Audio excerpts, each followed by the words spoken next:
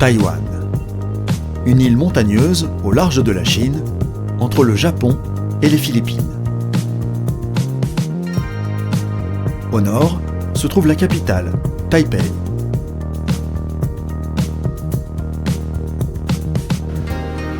Avec 2 600 000 habitants, la ville est la 4e plus grande du pays, bien connue pour son industrie en matière d'électronique.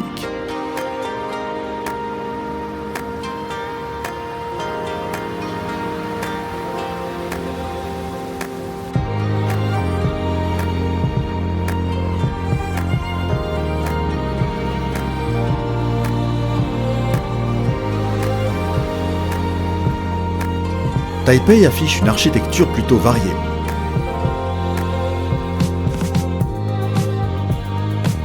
Gratte-ciel, grands hôtels, temples et bâtiments administratifs se mêlent aux immeubles d'habitation.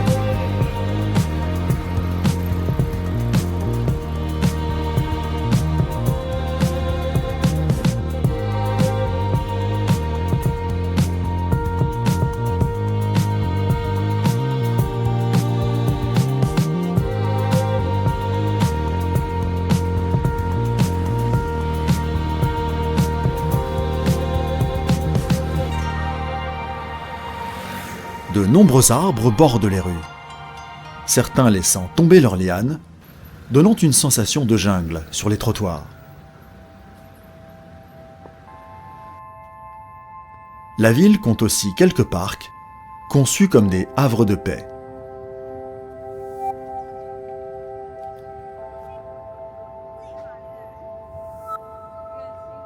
En plein centre, on trouve également le palais présidentiel, où siège le gouvernement de Taïwan. C'est à la fois un bâtiment administratif et un monument historique, construit à l'époque de l'occupation japonaise.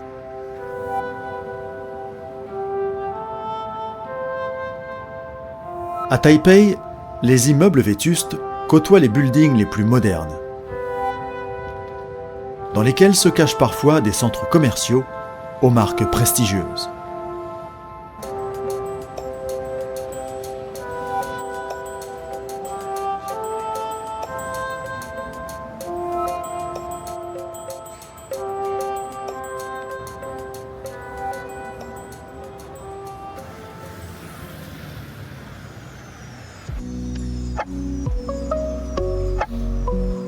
Dans quasiment chaque rue, on trouve des commerces en tout genre.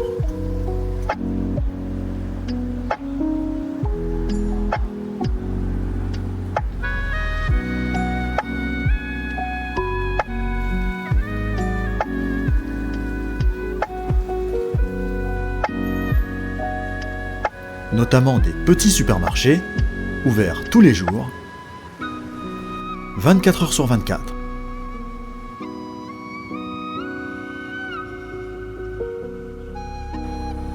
Les rues taïwanaises dégagent un grand sentiment de sécurité.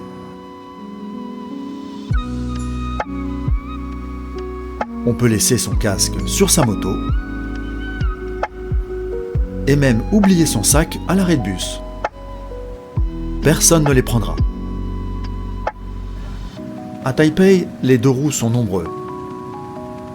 Très nombreux.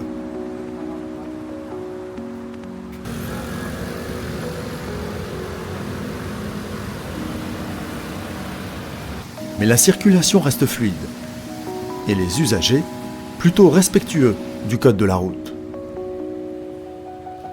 Des petites musiques se font entendre à de nombreuses occasions, que ce soit à l'arrivée du métro ou quand on entre dans une supérette. Même le camion poubelle a sa propre mélodie pour avertir de son passage.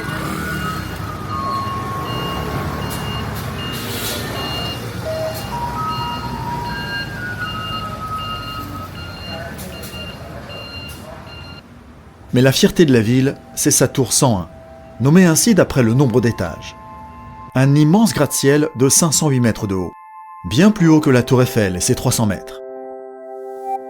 Le chiffre 8 symbolisant la chance et la prospérité, la tour comporte 8 segments de 8 étages, lui donnant la forme d'un bambou.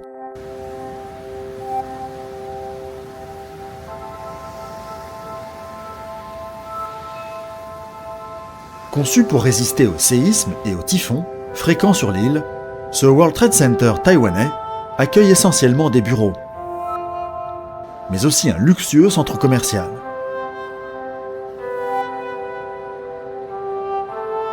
Et au 89e étage, auquel on accède en 37 secondes, un observatoire qui offre une vue étourdissante.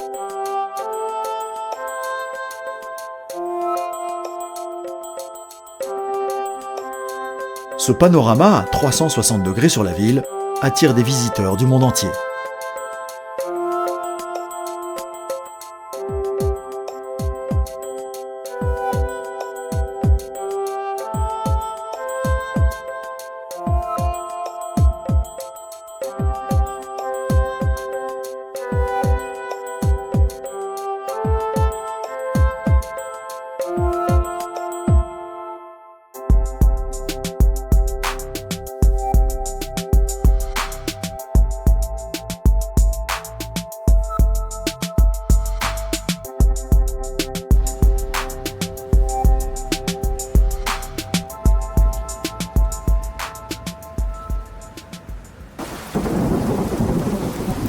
Avec une chaleur souvent écrasante, la ville est en proie à des orages fréquents, qui ne font même pas baisser la température.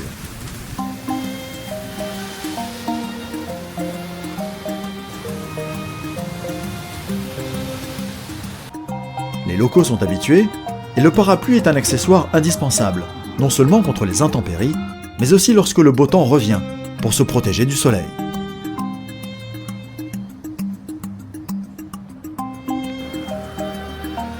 Certains jours, les Taïwanais, majoritairement taoïstes, se rassemblent pour prier devant des autels improvisés.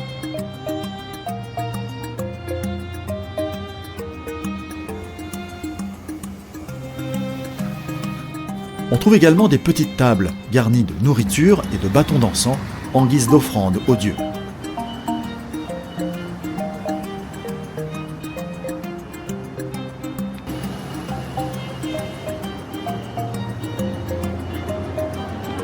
Comme partout à Taïwan, on trouve de nombreux temples, de très grands, comme de très petits, parfois nichés au-dessus des habitations. Dans ces temples, on vient invoquer le dieu qui correspond à son besoin. Avoir un enfant, régler un conflit ou réussir un examen.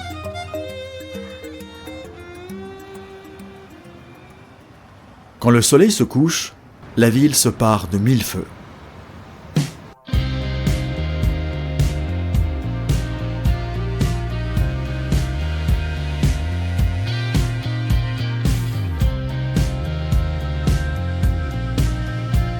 Elle s'illumine, tandis que les restaurants se remplissent et que les bars s'animent.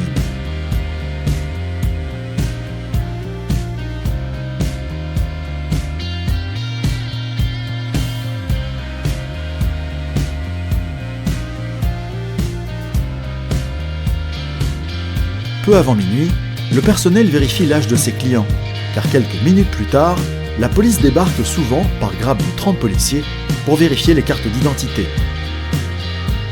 même si vous avez une barbe blanche. Et la fête peut reprendre.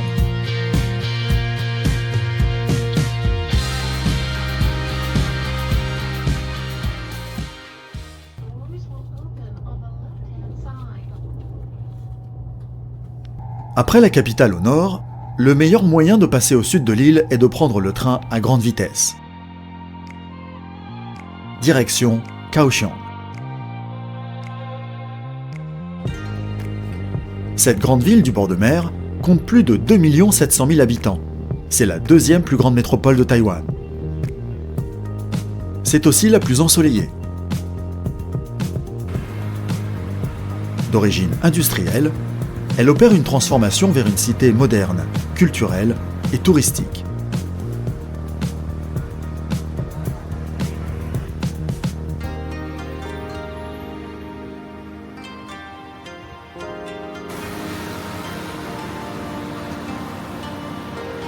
À Kaohsiung, on trouve une succession de grandes avenues fréquentées et de ruelles ombragées.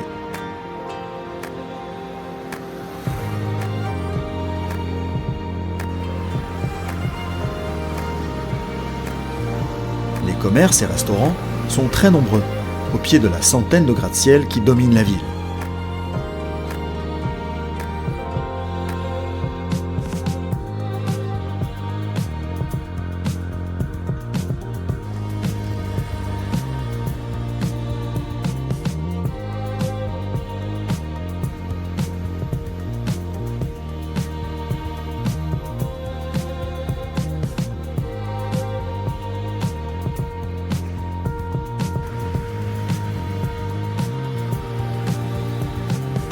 Si Taipei a sa tour 101, Kaohsiung a sa 85 Sky Tower.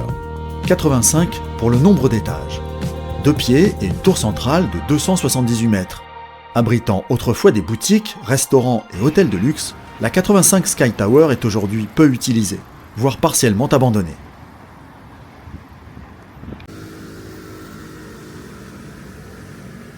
En fin de journée, les marchés de nuit s'animent.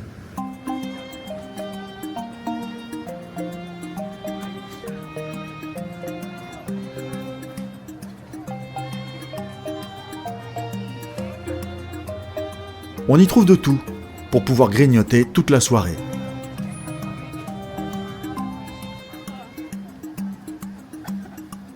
Saucisses, poulet frit, poisson, poulpe, mais aussi escargot, tofu puant, pâte de poulet ou encore tête de canard.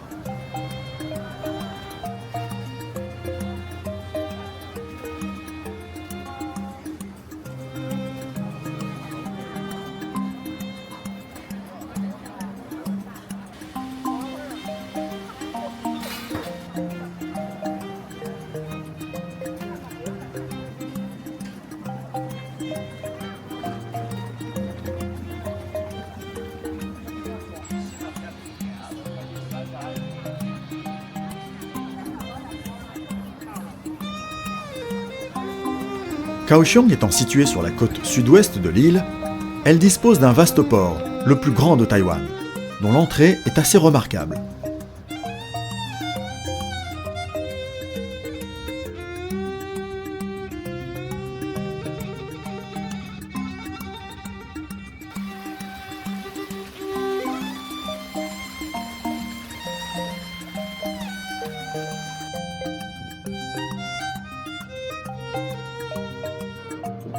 C'est aussi le quartier des artistes, aménagé dans d'anciens entrepôts. Un lieu de créativité pour amateurs d'art moderne et d'artisanat local.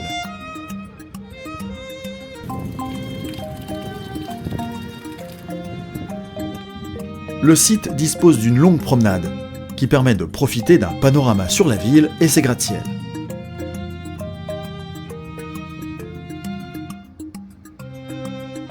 Un pont relie les deux parties du port. Et lorsqu'un bateau veut passer, on fait tourner le pont.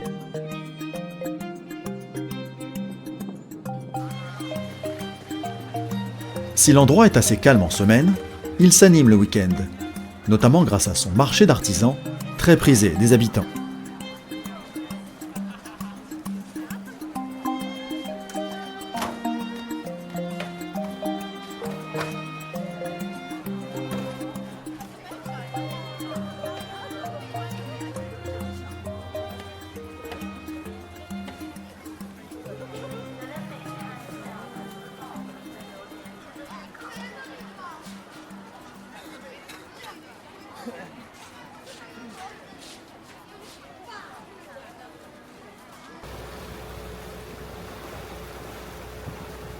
Mais pour apercevoir vraiment la mer, il faut se rendre sur l'île de Chijin.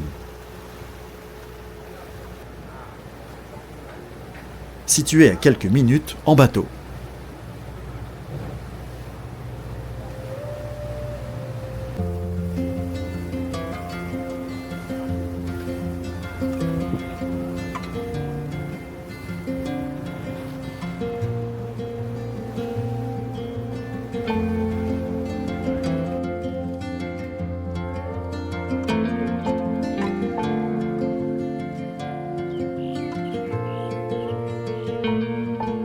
Le quartier est bordé par une plage de sable noir, propice à la détente.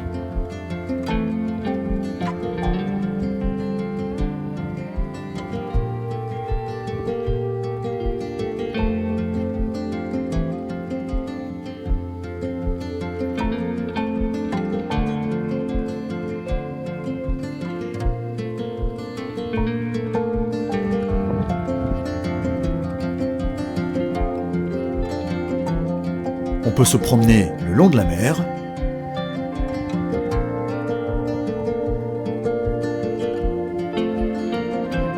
ou faire de grandes balades à vélo ou en Rosalie sur la piste cyclable aménagée le long de l'île.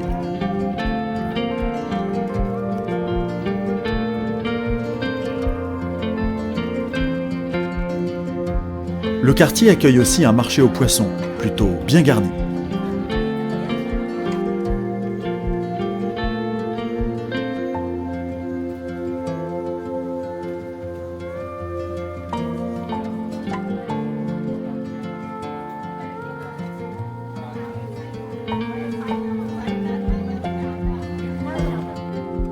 Et pour finir la journée en beauté, des cafés à l'ambiance décontractée permettent de profiter du coucher du soleil sur la mer de Chine.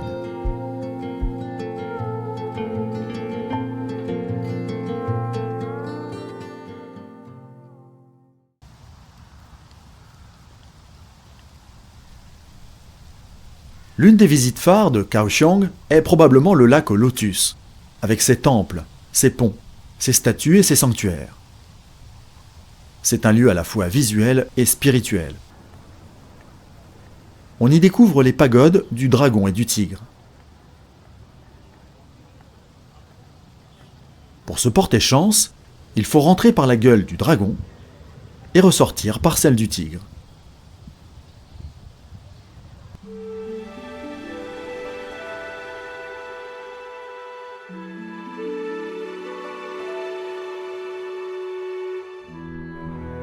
À l'intérieur, on trouve des illustrations de l'enfer et des vertus morales.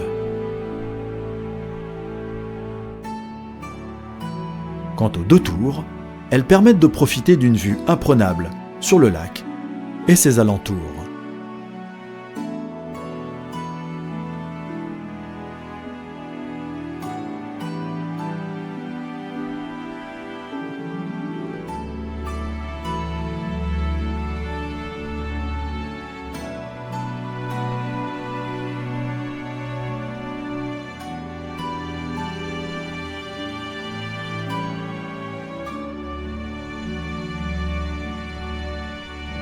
Non loin de là, les pavillons du printemps et de l'automne, construits en l'honneur du dieu Guan Yu, sont également protégés par un immense dragon, mais aussi par la déesse Guan Yin et ses deux acolytes. Et au bout du ponton se trouve un ravissant pavillon qui trône au milieu du lac.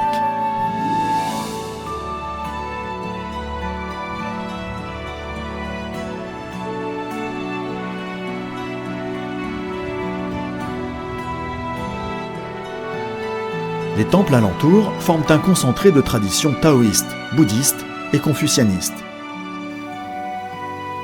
Y pénétrer est toujours un moment solennel et touchant.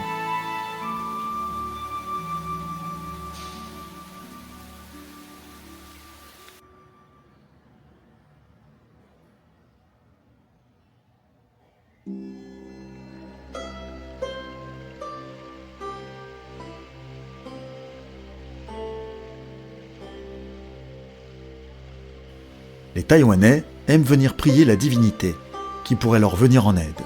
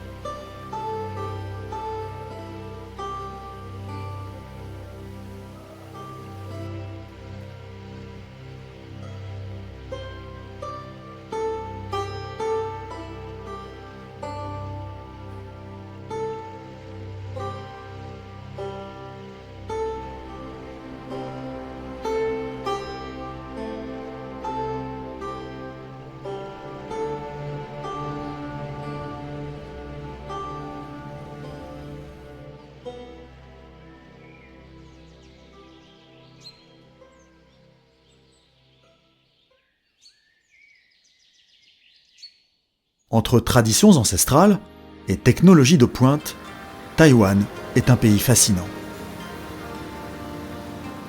La gastronomie est riche, la population accueillante, et une énergie débordante se fait sentir dans les grandes villes comme dans les campagnes. Pourtant, un sentiment de calme règne à chaque coin de rue. Un calme trépidant qui donne à l'île une image insolite, rare et terriblement attachante.